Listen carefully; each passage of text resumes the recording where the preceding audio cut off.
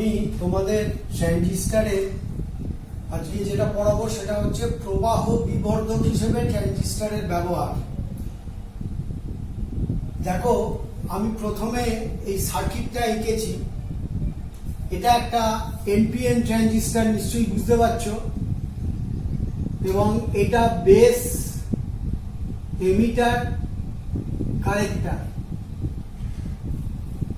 এবং এমিটারটা এখানে common to base and collector. এটা হচ্ছে কমন এমিটার কনফিগারেশন, মানে সাধারণ নিঃসারক ব্যবস্থা। ভিবিবি এটা হচ্ছে বেস এবং এমিটারের মধ্যে যে ব্যাটারিটা দেওয়া হয়েছে, বায়াস ব্যাটারি, সেটা হচ্ছে ভিবিবি। আমরা প্রথমে ইনপুট দেব না, ইনপুটটা আমরা পরে প্রবাহ বিবর্ধক যখন করব তখন ইনপুট দেবো। আর C1 একটা তোমার ক্যাপাসিটার, অর্থাৎ এই ইনপুট থেকে যখন কোনো সিগন্যাল যাবে তখন সেই সিগন্যালের মধ্যে যেন এসি ছাড়া কোনো ডিসি না থাকে সেইটাকে রিমুভ করবে C1। তোমরা জানো যে ক্যাপাসিটার এসিকে অতিক্রম করতে দেয় কিন্তু ডিসিকে দেয় না। কালেক্টর, এটা হচ্ছে কালেক্টর। আর ভিসিসি হচ্ছে তোমার যে ব্যাটারিটা অ্যাকচুয়ালি ট্রানজিস্টরকে পুরো পাওয়ারটা সরবরাহ করবে, সেটা হচ্ছে ভিসিসি। আরএল হচ্ছে লোড, এগুলো পরে লাগবে।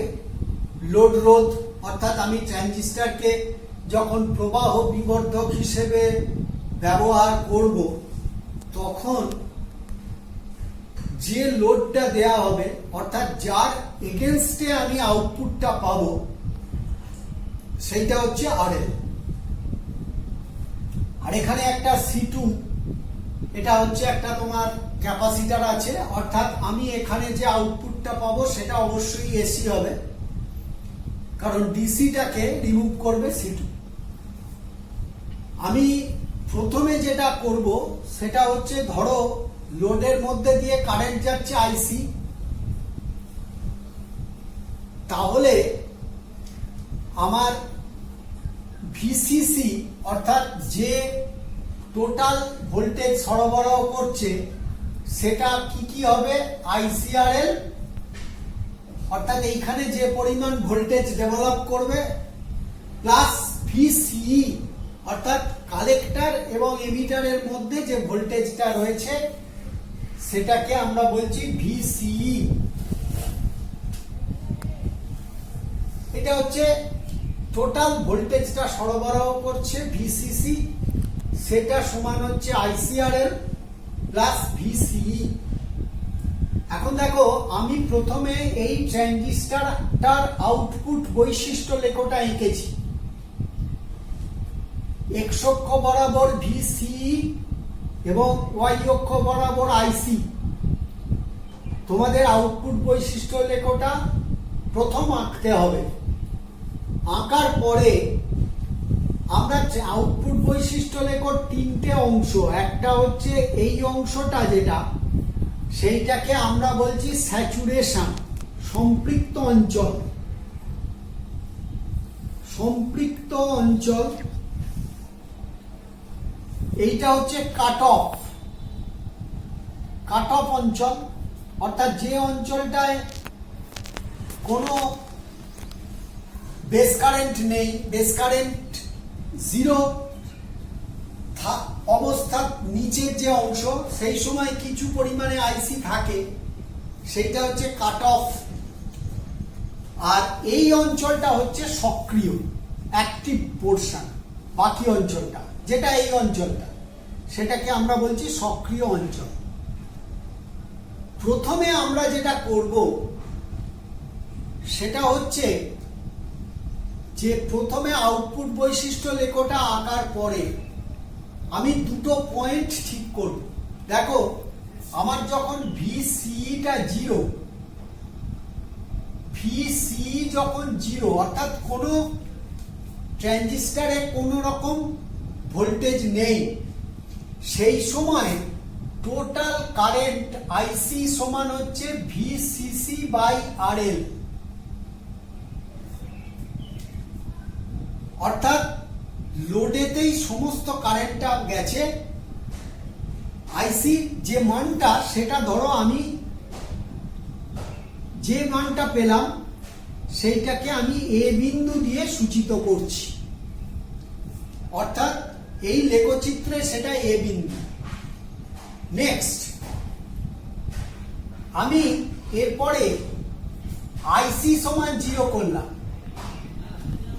আইসি সমান 0 হলে ভিসিসির মানটা পুরোপুরি ভিসিই হবে, অর্থাৎ পুরো যে ভোল্টেজটা আমি দিয়েছি সাপ্লাই ভোল্টেজ সেটা পুরো ট্রানজিস্টরের মধ্যে থাকবে এবং সেই মানটাকে নির্দেশ করছে যেটা সেটা সাপোজ বি বিন্দু, সে এই ওবি এইটা নির্দেশ করছে, ভিসিইটাকে নির্দেশ করছে। এ আর বি যদি যোগ করি আমি, এ আর বি এটাকে আমি যোগ করে দিলাম, এই লাইনটার নাম হচ্ছে লোড লাইন, ভার রেখা। এই ভার রেখাতে আমি প্রথম যে কাজটা আমাকে করতে হবে, আমি একটা অ্যাক্টিভ পয়েন্ট, একটা কিউ পয়েন্ট চুজ করব। সেই পয়েন্টটা কি করে চুজ করব না, আমি এমন ভাবে ভিবি মানটা সেট করব যাতে করে ধরো আইবিটা মোটামুটি সক্রিয় অঞ্চলের মাঝখানে আসে। ধরো আমি এই বিন্দুটায় এলাম, সি বিন্দুতে এলাম, যেটা হচ্ছে সক্রিয় বিন্দু, অর্থাৎ আইবিটা 30 মাইক্রো অ্যাম্পিয়ার। এর মধ্যে যখন আমি এমন ভাবে ভিবিবি কে সেট করছি যাতে করে আইবির মান 30 মাইক্রো অ্যাম্পিয়ারে থাকে। তোমরা জানো যে বেস কারেন্টটা মাইক্রো অ্যাম্পিয়ারে মাপা হয়, এটাকে বলা হচ্ছে লোড লাইনের কিউ পয়েন্ট, অপারেটিং পয়েন্ট। এইবার আমি ইনপুটটা দেবো, ইনপুট দেওয়ার সঙ্গে সঙ্গে কি হবে না, ইনপুটটা যেহেতু এসি তার ফলে কি হবে না, আইবি ফ্লাকচুয়েট করতে শুরু করবে। কতর মধ্যে, সাপোজ ধরো আইবিটা এই দুটো বিন্দুর মধ্যে ফ্লাকচুয়েট করতে শুরু করলো, ডি আর ই এর মধ্যে ফ্লাকচুয়েট করতে শুরু করলো। অর্থাৎ আমার একবার আইবিটা হবে ধরো ডি, তার আইবিটা ডি হবে, তারপর আবার ইতে আসবে, অর্থাৎ একটা পূর্ণ আবর্তন চক্রে ধরো আইপি এইভাবে ফ্লাকচুয়েট করতে শুরু করলো। যেই করলো সঙ্গে সঙ্গে আইসিটা কি হবে, সংশ্লিষ্ট আইসিটা তাহলে এইভাবে ফ্লাকচুয়েট করতে শুরু করবে। অর্থাৎ আমার আইসিটাও তুমি যদি ধরো তাহলে আইসি কিন্তু সে এ যখনই এখান থেকে এখানে যাবে আইসিও কিন্তু ফ্লাকচুয়েট করতে শুরু করবে। তাহলে আইসির যে ফ্লাকচুয়েশন সেটা কি হবে, এই খুব স্বাভাবিকভাবেই যেটা দেখা যাচ্ছে সেটা হচ্ছে যে আইসি যে ফ্লাকচুয়েট করছে তার বিস্তারের থেকে মনে হচ্ছে যেন আইবির বিস্তারটা বেশি, তা কিন্তু নয়, তা কখনোই হবে না। তার কারণ এটা মাইক্রো অ্যাম্পিয়ারে, এটা হচ্ছে মিলি অ্যাম্পিয়ারে, তার ফলে এর বিস্তারটা আইবির বিস্তার অপেক্ষা প্রায় তোমার 50 থেকে 500 গুণ বেশি হবে। কারণ মিলি অ্যাম্পিয়ার মাইক্রো অ্যাম্পিয়ারের থেকে 1000 গুণ বেশি, সুতরাং প্রায় 500 গুণ বেশি ফ্লাকচুয়েট করবে এবং তার ফলে আইসি যেহেতু আইবি অপেক্ষা 500 গুণ অধিক হবে, তার ফলে আমার যে current amplification IC by IB সেটা কিন্তু অনেক বেশি হবে।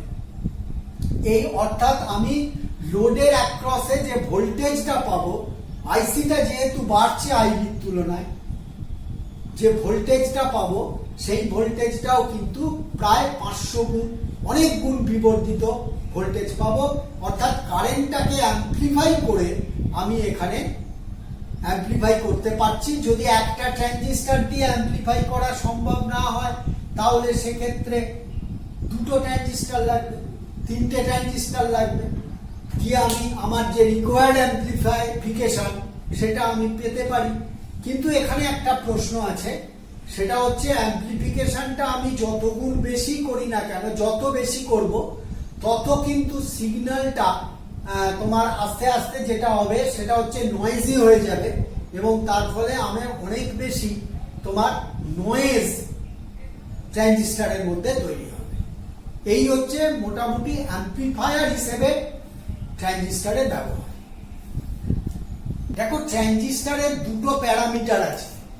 একটাকে আমরা বলছি আইবি বাই আইসি, একটা হচ্ছে তোমার আইসি ডিভাইডেড বাই আইই, এইটাকে আমরা বলছি ট্রানজিস্টর আলফা।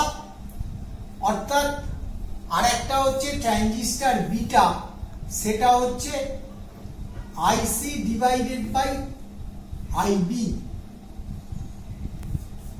সেটাকে বলা হচ্ছে ট্রানজিস্টর বিটা।